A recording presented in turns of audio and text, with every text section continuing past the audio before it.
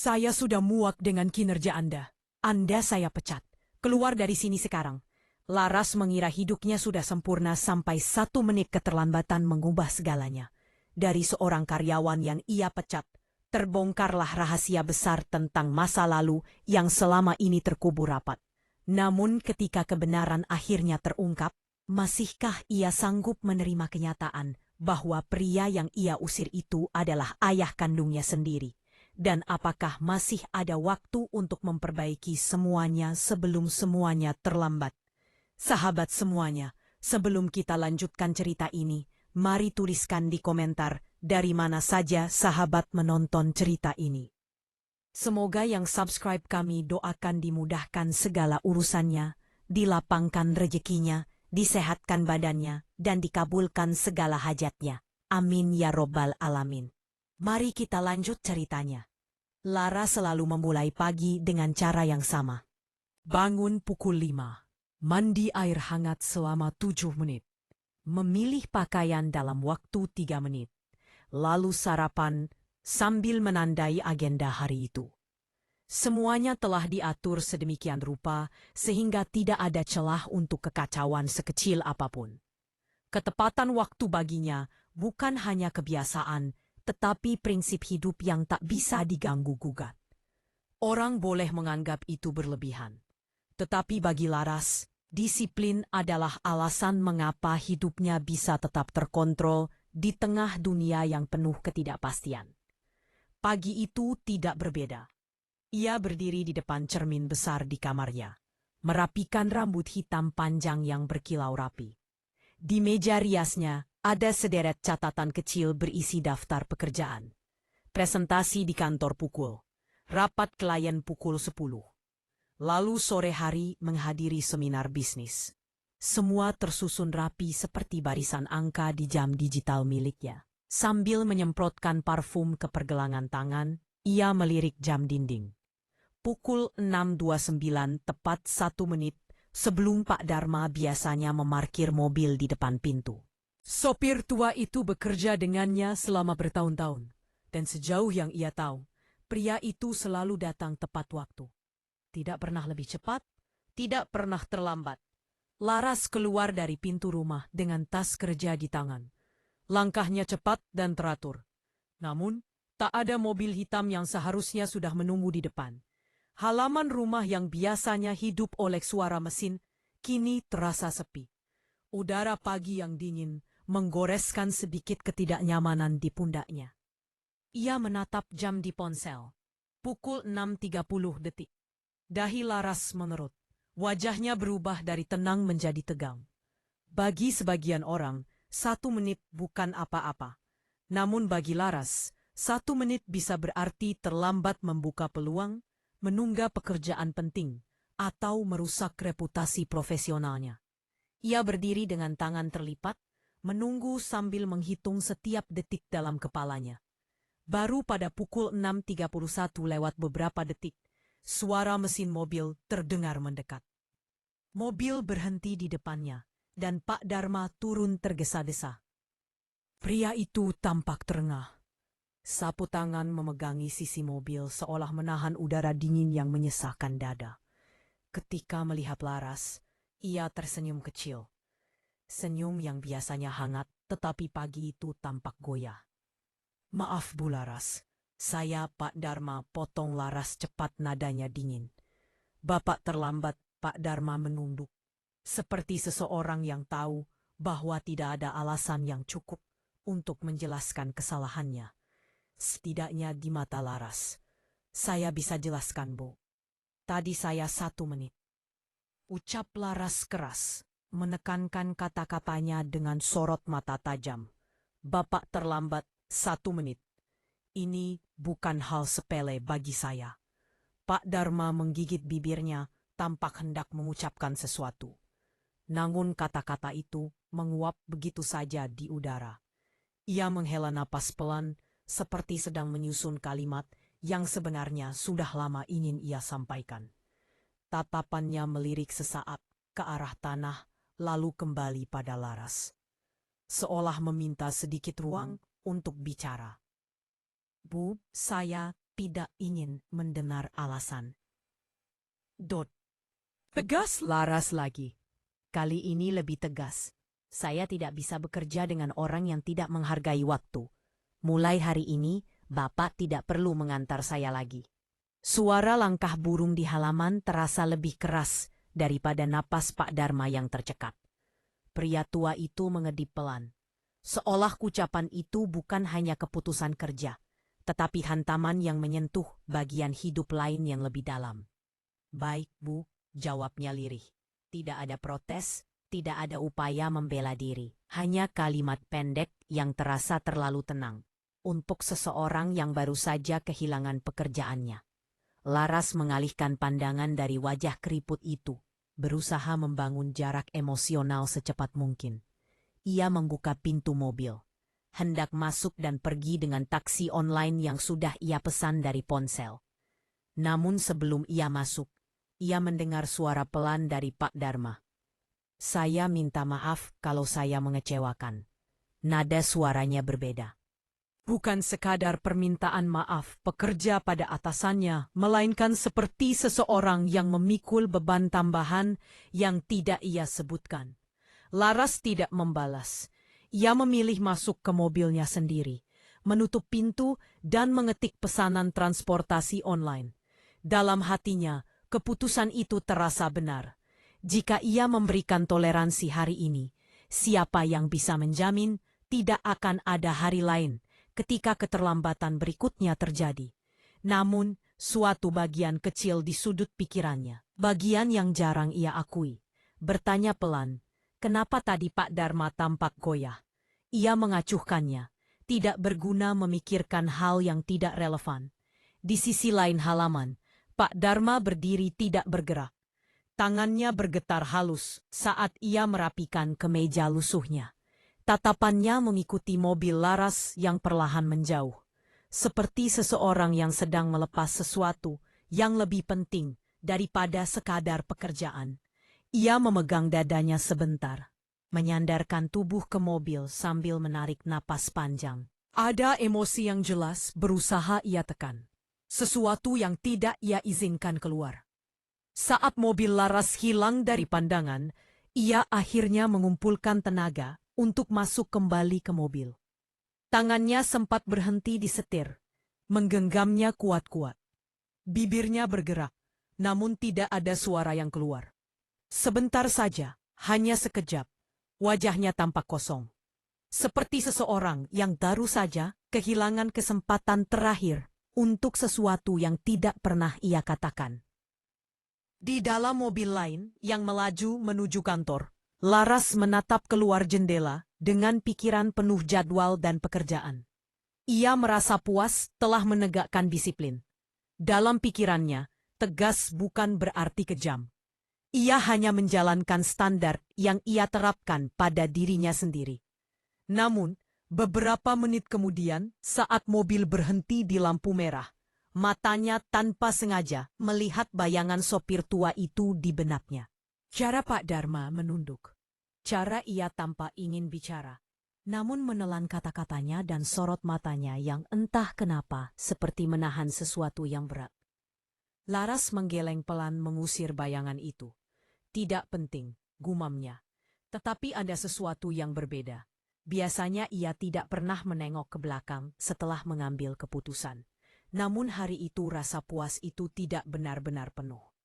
Ada celah kecil yang membuatnya gelisah tanpa alasan. Ketika mobil melintas di jalan panjang menuju pusat kota, matahari mulai menaikkan sinarnya di balik gedung-gedung tinggi. Cahayanya memantul di kaca, menyoroti wajah Laras yang tetap tegas. Namun, di balik ketegasan itu, ada garis halus yang menunjukkan keraguan.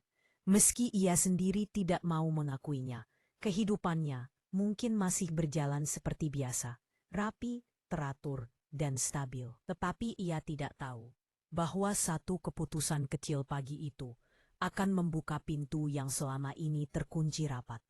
Pintu yang menyimpan cerita masa lalu, luka lama, dan seseorang yang telah lama menghilang dari hidupnya. Saat mobil semakin jauh dari rumahnya, Laras menutup mata sebentar. Ia tidak menyadari bahwa perasaan janggal yang mulai muncul adalah langkah awal dari perjalanan yang akan mengubah segalanya. Dan itu semua dimulai dari 1 menit. 1 menit yang ia anggap tidak berarti. 1 menit yang akan meruntuhkan dunia yang selama ini ia bangun. Sejak kepergian Pak Dharma, hari-hari Laras kembali berjalan seperti sebelumnya. Setidaknya itulah yang ia yakinkan pada dirinya. Rutinitasnya tetap padat dan teratur. Ia berangkat kerja lebih pagi karena tidak lagi bergantung pada sopir, dan ia mulai menyetir sendiri. Bagi sebagian orang, mengemudi mungkin terasa membebaskan.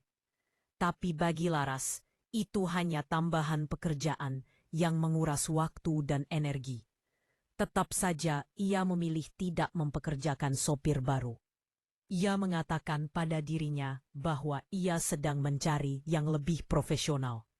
Padahal sebenarnya, ia hanya ingin menghindari rasa bersalah yang diam-diam bersemayam setelah ia memecat Pak Dharma. Malam pertama setelah kejadian itu, Laras tidur lebih cepat karena kelelahan.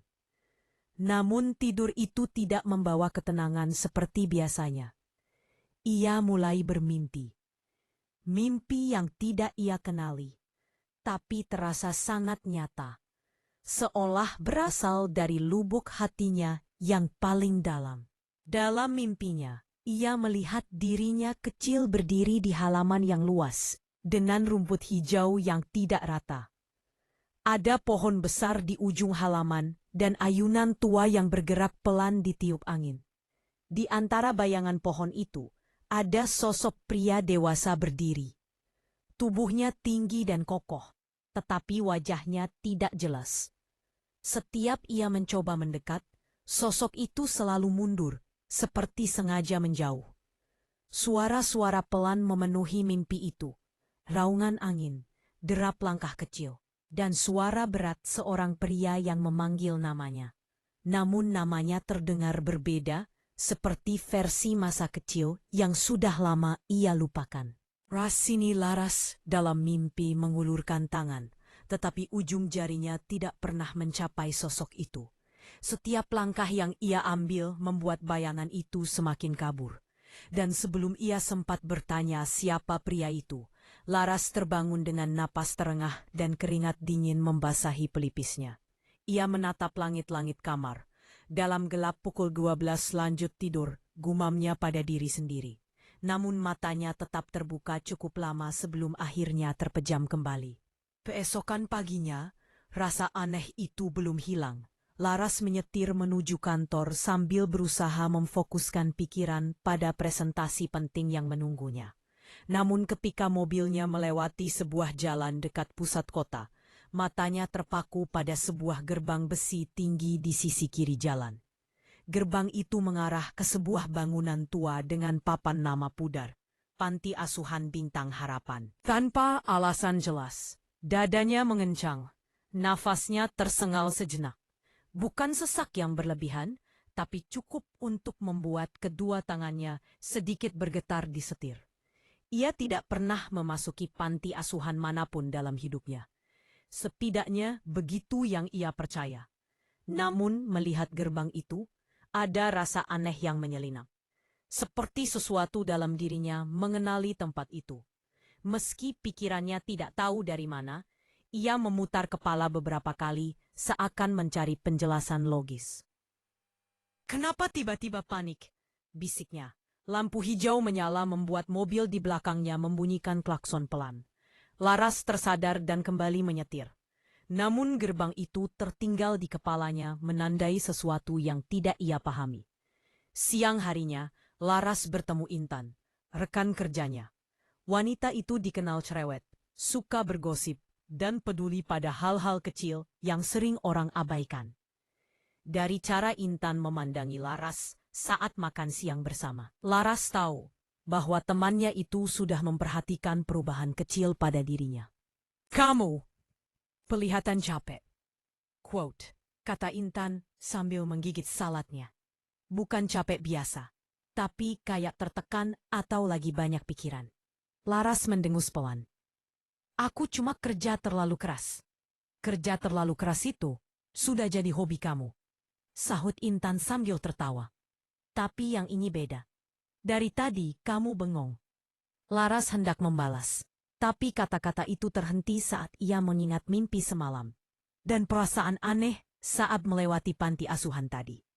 Aku cuma kurang tidur, ucapnya akhirnya. Intan mengangkat alis. Quote, jelas tidak percaya. Jangan bilang kamu masih mikirin Pak Dharma. Quote, Laras terdiam sekilas. Enggak, itu sudah selesai. Gumam Intan dengan senyum kecil. Kalau kamu bilang begitu, mereka melanjutkan makan dalam diam. Namun setelah pertemuan itu, Laras menyadari bahwa wajah Intan mengandung sesuatu yang ia hindari. Kekhawatiran dan ia benci itu. Ia tidak suka orang lain merasa perlu mengkhawatirkannya. Setibanya di rumah malam itu, Laras duduk di ruang tengah dan menyalakan TV hanya untuk mengisi keheningan. Ia tidak benar-benar menonton, hanya menatap layar tanpa fokus sambil memainkan ponselnya. Namun, sebuah berita membuatnya spontan mengangkat kepala. Telah terjadi kecelakaan lalu lintas yang melibatkan seorang pria berusia lanjut. Korban mengalami luka di bagian kepala dan telah dibawa ke rumah sakit terdekat. Reporter menampilkan gambar mobil tua ringsek di pinggir jalan. Sopirnya, seorang pria berumur sekitar 60 atau 70 tahun, sedang ditandu oleh para medis. Laras membeku. Itu bukan Pak Dharma. Namun jantungnya berdetak cepat, seperti tubuhnya bereaksi sebelum pikirannya menyadarinya. Ia memegang remote kuat-kuat. Kenapa aku? Ia tidak menemukan jawaban. Ini aneh, sangat aneh. Mengapa ia peduli? Seharusnya ia tidak memikirkan Pak Dharma lagi. Keputusan sudah dibuat. Hidupnya baik-baik saja tanpa sopir itu. Ia yakin ia tidak punya keterikatan emosional apapun dengan pria itu. Namun kenyataannya, bayangan wajah Pak Dharma saat memintanya maaf di pagi itu terus muncul di kepalanya. Terutama tatapan mata itu. Tatapan yang tidak sekedar kecewa, tapi seolah patah. Laras mematikan TV dan berdiri dari sofa. Ia berjalan ke jendela besar yang menghadap garasi. Mobil hitamnya terparkir rapi di sana, mengilap dan sempurna seperti biasa. Tapi kali ini ada sesuatu yang berbeda. Mobil itu kosong. Dulu setiap Laras menatap garasi, ia selalu melihat Pak Dharma. Entah pria itu sedang membersihkan kaca mobil, memeriksa tekanan ban, atau sekadar berdiri sambil menunggu perintahnya. Ia tidak pernah menyadari betapa kehadiran Pak Dharma di Amdia mengisi rumah itu. Tidak dengan suara, tapi dengan keberadaan yang stabil dan hangat. Sekarang, rumah terasa lebih sunyi. Terlalu sunyi. Laras berdiri cukup lama di depan jendela, memandangi mobil yang tampak dingin tanpa sosok yang biasa menemaninya. Ada rasa kosong kecil yang menghampiri, namun ia menolaknya sekeras mungkin. Ini cuma perasaan sesaat, katanya pelan. Aku hanya stres. Namun jauh di dalam dirinya, Laras merasa sesuatu sedang bergerak, sesuatu yang sudah lama terkubur. Sesuatu yang selama ini tidak ia sadari atau mungkin sengaja tidak ia ingat.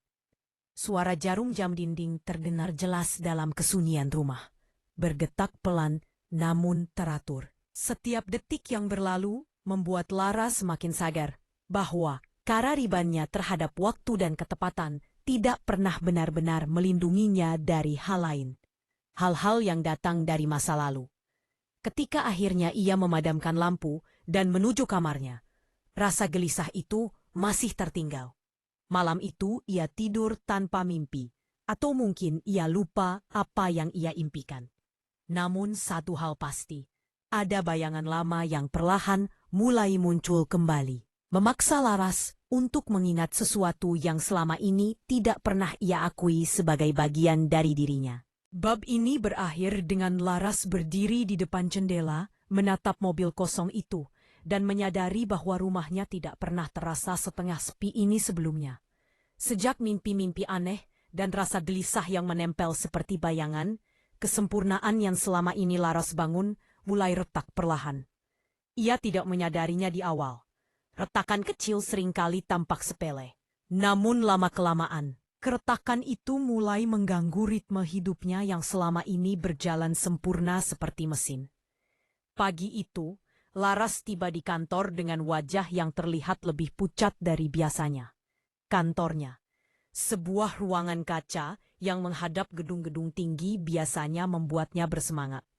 Namun hari ini, rasanya ruang itu lebih sempit. Tumpukan dokumen, laptop, catatan rapat, semuanya terlihat seperti beban tambahan yang mengganggu. Ia mencoba fokus pada email penting dari klien besar, tetapi matanya tidak bisa bertahan lama di layar. Huruf-huruf tampak kabur. Ia memejamkan mata sebentar, menarik napas dalam-dalam, lalu mencoba lagi. Namun, baru 3 paragraf ia baca. Pikirannya kabur dan kembali memikirkan hal-hal yang seharusnya tidak relevan. Tatapan Pak Dharma pada hari ia dipecat, gerbang panti asuhan, serta sosok pria kabur dalam mimpi. Fokus, Laras, bisiknya pada diri sendiri. Namun bahkan suara itu tidak cukup untuk membuat pikirannya kembali stabil. Kesalahan pertama terjadi saat rapat. Laras yang biasanya presisi dan tajam dalam setiap presentasi, tiba-tiba salah menyebut angka. Bukan kesalahan besar, tapi cukup untuk membuat beberapa rekan menatapnya heran. Laras bahkan tidak menyadari kesalahan itu sampai Intan menepuk lengannya pelan. "Laras, kamu salah sebut angka penawaran," bisik Intan. Laras terdiam. Biasanya ia tidak pernah melakukan kesalahan dasar seperti itu. Pipinya memanas, dan ia cepat-cepat memperbaiki presentasinya. Namun fokusnya sudah hancur. Kesalahan kedua terjadi saat ia menyusun laporan. Ia lupa menambahkan satu lampiran penting yang biasanya selalu ia periksa 2 kali. Atasannya memang tidak marah, tetapi hanya berkata bahwa ia terlihat lelah. Laras tersenyum tipis, berusaha menutupi rasa panik yang perlahan muncul. Kesalahan ketiga terjadi saat ia pulang kerja. Ia memasukkan kartu parkir ke mesin pembayaran. Namun entah bagaimana ia menekan tombol yang salah dan menyalakan alarm kecil. Suara bip keras itu membuatnya tersentak, seperti seseorang yang baru dibangunkan dari mimpi buruk. "Bu, tak apa," ujar petugas parkir sambil tersenyum. "Mungkin lagi capek." Laras membalas dengan senyum datar dan buru-buru masuk ke mobil. Hari itu adalah hari pertama sepanjang karirnya di mana ia merasa tidak bisa mengontrol semuanya. Dan bagi seseorang seperti Laras, itu menakutkan. Saat menyetir pulang, pikirannya bercampur aduk. Jalan terlihat sama seperti biasanya, tetapi ia merasa seperti sedang menyusuri sesuatu yang asing. Ketika berhenti di depan lampu merah, ia mengusap wajah dengan satu tangan, mencoba mengatur napas. Ia menoleh ke kursi belakang tanpa alasan jelas. Kursi itu kosong. Tentu saja, tidak ada lagi suara batu kecil dari Pak Dharma. Tidak ada lagi ucapan, "Sudah siap, Bu," yang biasanya terdengar setiap pagi. Tidak ada bau minyak kayu putih yang samar. Semua hilang. Hilang begitu saja. Lampu berubah hijau. Ia kembali mengemudi. Saat memasuki area rumahnya, ia memarkir mobil seperti biasa. Namun ketika hendak merapikan barang-barangnya, ia melihat sesuatu yang membuatnya berhenti. Ada sebuah celah kecil di laci penyimpanan jok mobil. Laras mengernyit. Ia merasa tidak pernah membuka laci itu sejak lama. Dengan ragu, ia menarik gagangnya. Laci itu mengeluarkan bunyi klik pelan lalu terbuka. Di dalamnya hanya ada satu benda, selembar foto kecil yang terlipat. HP-nya berdebar. Ia mengambil foto itu perlahan, seperti memegang sesuatu yang rapuh. Kertasnya sudah menguning di beberapa bagian. Menandakan foto itu sudah lama berada di sana. Ketika ia membuka lipatannya, dadanya berdebar 2 kali lebih cepat. Di foto itu, terlihat dirinya masih kecil, mungkin berumur sekitar 5 tahun. Rambutnya dikuncir 2, pakaiannya sederhana, dan ia berdiri sambil memegang tangan seseorang. Sosok pria itu berdiri di sebelahnya, tubuhnya tegap dan tinggi, tapi wajah pria itu tidak terlihat jelas. Sebagian tertutup bayangan dan foto yang sudah memudar. Namun, ada sesuatu yang familiar pada bentuk bahunya. Cara ia berdiri, dan posturnya yang sedikit membungkuk, seolah terbiasa melindungi anak kecil. Laras menelan ludah. Siapa ini? Ia memegang foto itu lebih dekat ke lampu mobil, mencoba melihat lebih jelas. Tetapi semakin ia menatap, semakin lehernya merinding. Mengapa foto ini ada di mobilnya? Siapa yang menyimpannya di sini? Dan sejak kapan? Ia memejamkan mata sejenak, mencoba mengingat masa kecilnya. Namun, tidak ada gambar yang jelas. Seperti ada dinding tebal yang menutup memori itu, yang tersisa hanya potongan-potongan kecil, suara angin, ayunan tua, panggilan, ras dari suara pria misterius, dan perasaan hangat yang ia tidak bisa jelaskan. Ia membuka mata lagi, menatap foto itu lebih lama. Tangan kecilnya terlihat bahagia, sedang menggenggam tangan pria itu. Namun hatinya terasa sebaliknya. Gelisah, tertekan dan penuh tanda tanya. Di dalam rumah, Laras duduk di ruang tengah tanpa menyalakan lampu. Foto itu masih di tangan dan ia belum bisa berpaling darinya. Keheningan rumah semakin terasa menusuk. Dulu ia selalu melihat keheningan sebagai kenyamanan. Kini keheningan itu terasa seperti ruang kosong yang menjerit pelan. Ia menaruh foto itu di meja lalu memegang keningnya. Siapa sebenarnya pria itu? Apakah ia pernah mengenalnya? Dan mengapa foto ini tersembunyi di mobil? Tepat setelah ia memecat Pak Dharma, tiba-tiba sekelebat ingatan muncul. Katapan Pak Dharma, waktu terakhir ia bertemu. Katapan yang mengandung sesuatu yang jauh lebih berat daripada rasa bersalah seorang pekerja. Tatapan itu seperti seseorang yang sedang melepas sesuatu yang sangat berarti. Hatinya mencubit lembut. Ada rasa bersalah kecil. Samar, tapi jelas terasa. Kenapa aku merasa begini? Laras menutup wajah dengan kedua tangannya. Ini bukan kesedihan yang ia pahami. Ini bukan juga rasa kehilangan yang ia akui secara sadar. Ini seperti ada sesuatu dalam dirinya yang tahu apa yang ia lakukan salah. Tapi pikirannya belum bisa menjangkaunya. Ia membuka mata, menatap foto itu lagi. Foto kecil yang tiba-tiba terasa seperti potongan puzzle yang tersesat. Dan untuk pertama kalinya dalam hidupnya, Laras merasakan sesuatu yang tidak pernah ia beri ruang sebelumnya. Ketakutan bahwa kesempurnaan hidupnya hanyalah topeng dan retakan kecil yang muncul selama beberapa hari terakhir. Hanyalah awal dari sesuatu yang jauh lebih besar. Ia menyandar di sofa dan menarik napas panjang. Namun, dada itu masih terasa berat. Bersalah. Ia merasa bersalah. Bersalah atas sesuatu yang belum mengerti. Bersalah kepada seseorang yang mungkin jauh lebih dekat dengannya daripada yang ia tahu. Bab ini berakhir dengan Laras yang menatap foto itu dalam diam. Sementara retakan dalam hidupnya semakin melebar, membuka pintu menuju masa lalu yang mulai menuntut untuk diingat. Klinik kecil di sudut kota itu bukan tempat yang biasanya Laras kunjungi. Ia datang hanya untuk menjalani pemeriksaan tekanan darah, sesuatu yang disarankan dokter, karena jadwal kerjanya yang makin padat. Pagi itu terasa berbeda sejak awal. Langit mendung, udara lebih lengket, dan pikirannya terasa berat. Entah mengapa. Laras berjalan masuk sambil memeriksa jadwal meeting di ponselnya. Berusaha memastikan semuanya tetap teratur seperti biasanya. Begitu ia melangkah ke ruang tunggu, pandangannya langsung jatuh pada seorang lelaki tua yang duduk di kursi paling pojok. Tubuhnya tampak lebih kurus dibanding terakhir kali Laras melihatnya. Bahunya merosot, napasnya terenah pelan, dan telapak tangannya memegang tongkat kayu yang tampak sudah lama digunakan. Laras hampir tidak mengenalinya, sampai lelaki itu mengangkat wajahnya. Pak Dharma, jantung Laras refleks berdegup lebih cepat. Lelaki yang ia pecat sebulan lalu hanya karena terlambat 1 menit. Lelaki yang selama ini memenuhi mimpinya, menghantui pikirannya, dan diam-diam membuatnya merasa tidak nyaman dengan dirinya sendiri. Untuk sesaat, Laras berdiri terpaku. Bagian dirinya ingin berpaling, melangkah cepat ke arah pintu keluar, dan pura-pura tak melihat apun. Namun bagian lain yang lebih keras dan lebih ingin mengerti menahan langkahnya.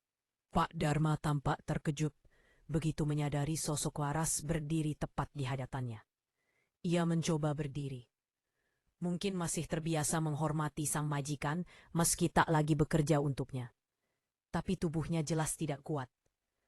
Pak, duduk saja, jangan berdiri, ucap Laras spontan. Setengah panik melihat tubuh tua itu berguncang. Lelaki itu menurut. Meski napasnya terdengar berat, Laras menarik kursi dan duduk di sampingnya. Menjaga jarak. Namun cukup dekat untuk menunjukkan ia tidak sedang lewat begitu saja. Ada banyak hal yang ingin ia katakan, tapi semuanya menguap saat ia melihat kulit Pak Dharma yang pucat dan lingkar hitam di bawah matanya yang semakin jelas. "Kok Bapak di sini?" tanya Laras akhirnya. Suaranya lebih lembut dari yang ia rencanakan. "Bapak sakit." Pak Dharma menoleh perlahan. Ada kelelahan sekaligus keraguan di tatapannya. "Hanya kontrol biasa, Nona," jawabnya pelan. "Tidak perlu dikhawatirkan." Jawaban itu jelas bohong. Bahkan seseorang yang tidak mengenalnya pun bisa menebaknya. Laras menggigit bibir, menahan dorongan untuk mencecar. "Kenapa pakai tongkat? Dulu Bapak tidak pernah." Pak Dharma mengalihkan pandangan menatap lantai krem klinik itu. Usia tidak bisa bohong. Nona Laras. Ada jeda panjang setelah itu. Hanya suara resepsionis memanggil nama pasien lain dari kejauhan. Laras menarik napas, mencoba meredakan ketegangan dalam dadanya. Saya sudah lama ingin bicara, Pak," katanya pelan, "tentang waktu itu. Tentang hari ketika saya memakar tiba-tiba mengangkat tangan. Isyarat halus untuk menghentikannya. Tetapi bukan gerakan kasar atau menuntut. Lebih seperti seseorang yang tidak ingin memperpanjang luka. Tidak usah dibahas lagi," potongnya. "Semua sudah terjadi, tapi saya merasa, saya tahu suaranya lembut. Tetapi ada getaran halus yang menyeratkan sesuatu yang lebih berat. Kadang memang lebih mudah menyalahkan orang lain daripada melihat apa yang sebenarnya perlu kita hadapi." Ucapannya menghantam Laras seperti batu besar. Ia mengerutkan kening. "Maksud Bapak apa?" Pak Dharma tersenyum samar, yang tidak sampai ke matanya. "Sudah waktunya berhenti bersembunyi, Nona." Kata-kata itu menggetarkan sesuatu dalam hati Laras. Sesuatu yang sejak lama terkunci, tetapi kini mulai retak. Ada tekanan kuat di dadanya, campuran bingung, marah, dan takut. "Berhenti bersembunyi dari apa?" tanyanya dengan nada defensif. "Saya tidak mengerti." Pak Dharma menegakkan punggung. Meski terlihat jelas itu menyakitkan, suatu hari nanti, Nona akan mengerti bukan tempat saya untuk membuka semuanya. Bapak selalu bicara seperti itu. Laras mulai frustrasi. "Kalau ada yang perlu saya tahu, kenapa tidak jelaskan saja?" Pak Dharma terdiam lama sebelum akhirnya menjawab. "Karena beberapa kebenaran perlu datang di waktu yang tepat, dan mungkin waktu itu sedang mendekat." Laras ingin membantah, ingin menuntut penjelasan yang jelas. Tapi tatapan Pak Dharma bukan tatapan orang yang ingin menyulitkan. Ada kesedihan dalam matanya. Kesedihan yang membuat Laras terdiam. Sebelum ia sempat bertanya lebih jauh, resepsionis memanggil nama Pak Dharma. Lelaki tua itu perlahan bangkit dengan bantuan tongkat. Gerakannya lambat, seperti seseorang yang menyimpan rasa sakit yang berusaha ia sembunyikan. Laras refleks berdiri ingin membantu. Namun Pak Dharma hanya tersenyum tipis. "Saya bisa sendiri." Kalimat itu sederhana, tapi entah kenapa membuat dada Laras terasa sesak. Ia mengikuti Pak Dharma sampai ambang pintu ruang pemeriksaan. Di sana lelaki itu berhenti sejenak dan berbalik menatapnya. "Nona Laras," katanya pelan, "jangan terlalu keras pada diri sendiri. Hidup tidak sesederhana jadwal yang tidak boleh terlambat semenit." Laras merasakan pipinya panas, entah karena malu atau marah atau keduanya. Pak Dharma masuk ruangan, menutup pintu perlahan. Laras tetap berdiri di luar, menatap pintu putih itu seolah mengharapkan jawaban muncul melalui catnya. Beberapa menit kemudian, Pak Dharma keluar membawa sebuah kantong plastik kecil berisi obat. Tangannya gemetar saat menggenggamnya. Laras memperhatikan dari kejauhan. Obat itu bukan obat biasa. Beberapa label menunjukkan dosis tinggi untuk penyakit kronis. Degup jantung Laras meningkat. Ia tak tahu kenapa, tapi melihat lelaki tua itu memegang obat-obatan tersebut membuat perasaannya memberontak. "Bapak sakit apa sebenarnya?" tanyanya dengan suara rendah, penuh kecemasan yang bahkan ia sendiri kaget mengatakannya. Pak Dharma tersenyum tipis. Senyum yang lebih seperti upaya menenangkan daripada kebahagiaan. "Hanya penyakit orang tua, Nona. Tidak usah dipikirkan." Laras ingin sekali memaksanya jujur, tapi suasana terasa terlalu rapuh. Ia hanya berdiri memandangi lelaki yang dulu selalu ada di balik kemudi tanpa mempertimbangkan apapun selain perfeksionismenya. "Bapak pulang naik apa?" tanya Laras, mencoba menawarkan bantuan tanpa mengatakannya langsung. "Naik angkutan umum, seperti biasa." Jawabannya membuat Laras menunduk. Sejak mengusir lelaki itu, ia tidak pernah memikirkan bagaimana Pak Dharma menjalani hari-harinya. Ia tak pernah tahu apakah lelaki itu punya keluarga, rumah, atau sekadar teman untuk berbicara.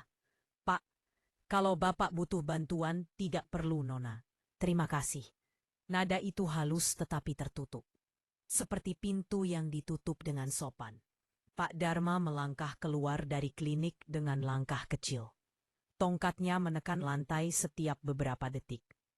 Laras menatap punggung itu semakin mengecil. Ada perasaan aneh yang merayap di dadanya. Perasaan yang tidak bisa ia namai, tetapi cukup kuat untuk membuat tenggorokannya terasa kering untuk pertama kalinya dalam hidupnya. Perfeksionismenya tidak memberi jawaban apapun. Hanya satu kalimat Pak Dharma yang berputar di kepalanya. "Sudah waktunya berhenti bersembunyi." Laras menatap kantong obat yang baru saja dilihatnya di tangan lelaki tua itu. Dan untuk alasan yang tidak ia pahami, bulu kuduknya meremang. Sesuatu yang besar sedang menunggu di depan. Sesuatu yang tidak bisa lagi ia hindari. Dan entah kenapa, ia merasa semuanya dimulai dari 1 menit yang dulu ia anggap sepele. Sejak pertemuan tak terduga di klinik itu, pikiran Laras tidak pernah lagi tenang. Setiap kali ia mencoba fokus pada presentasi, rapat, atau laporan yang biasanya ia selesaikan dengan presisi sempurna, wajah pucat Pak Dharma selalu muncul begitu saja. Bayangan tongkat kayu, langkah gontai, dan senyum tipisnya menjadi gangguan yang terus membayangi hari-harinya. Pada akhirnya, Laras menyerah. Ada sesuatu yang harus ia ketahui, sesuatu yang tidak bisa ia abaikan lagi. Ia duduk di meja kerjanya hingga larut malam, menatap layar laptop yang menampilkan data riwayat karyawan dari perusahaan tempatnya bekerja. Nama Pak Dharma terpampang di sana, lengkap dengan tanggal mulai bekerja, posisi dan catatan pelatihan. Namun ketika ia mengklik bagian kontak darurat, kolom itu kosong, tidak ada nama keluarga, tidak ada nomor yang bisa dihubungi. Bagaimana mungkin selama bertahun-tahun aku tak pernah tahu apapun tentangnya? Gumamnya lirih. Semakin ia mencari, semakin banyak celah yang ia temukan. Pak Dharma adalah sosok yang selalu hadir, tetapi tidak pernah benar-benar terlihat. Selalu tepat waktu, selalu rapi, selalu mengantar dan menjemputnya tanpa banyak bicara. Seseorang yang menjalankan tugasnya tanpa meninggalkan jejak. Hingga malam itu, ia menemukan sesuatu yang menarik. Sebuah alamat lama yang tercantum dalam arsip kepegawaian bertahun-tahun lalu. bukan alamat terkini. Itulah yang membuat Laras semakin penasaran. Lokasinya berada di daerah yang namanya langsung membuat punggungnya menegang, dekat panti asuhan yang samar-samar muncul dalam mimpinya. Jantungnya berdebar lebih cepat. Ia meraih kunci mobil, seolah tubuhnya bergerak sebelum kepalanya sempat memutuskan. Perjalanan menuju lokasi itu terasa lebih panjang dari yang ia bayangkan. Jalanan sempit, pepohonan rindang yang membentuk terowongan alami, dan udara sore yang menekan, membuat suasana semakin suram. Ketika Laras akhirnya tiba, ia melihat sebuah kompleks sederhana dengan tembok kusam dan gerbang besi yang berdecit saat ia dorong. Panti asuhan itu tampak tua.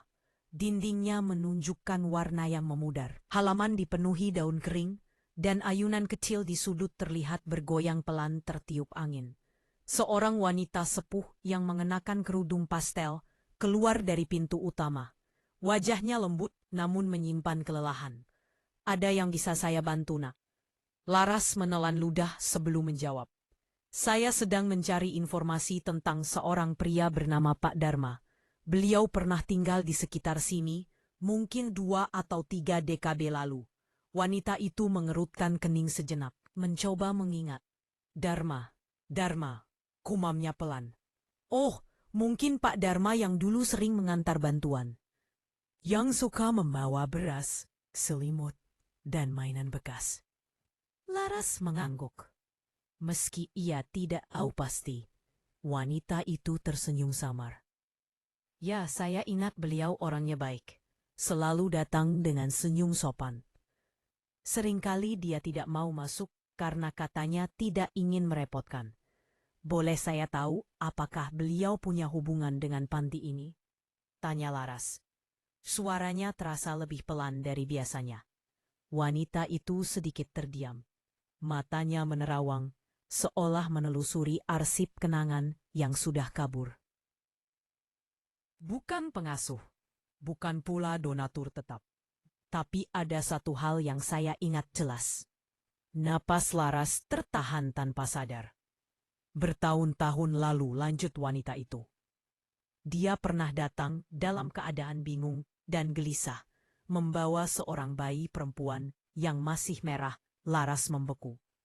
Wanita itu menatapnya, tidak menyadari perubahan drastis pada wajah Laras. Dia bilang bayi itu butuh tempat aman. Dia juga bilang ibunya tidak bisa merawatnya. Wajah wanita itu mengeras sedikit, seperti ada kenangan yang masih menggantung. Tapi dia tidak pernah menjelaskan lebih jauh, hanya menitipkan bayi itu dan meminta agar anak itu dijaga. "Perempuan," ulang Laras dengan suara bergetar. Wanita itu mengangguk pelan. "Iya, bayi cantik sekali. Kami menamainya sesuai tanggal kedatangannya." Laras tidak bisa merespon. Kakinya terasa lemas, sementara udara seolah menjadi lebih berat.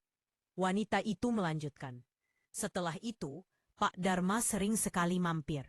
Tidak setiap hari, tapi cukup sering untuk bertanya kabar. Dia tidak pernah mau bilang apa hubungannya dengan bayi itu.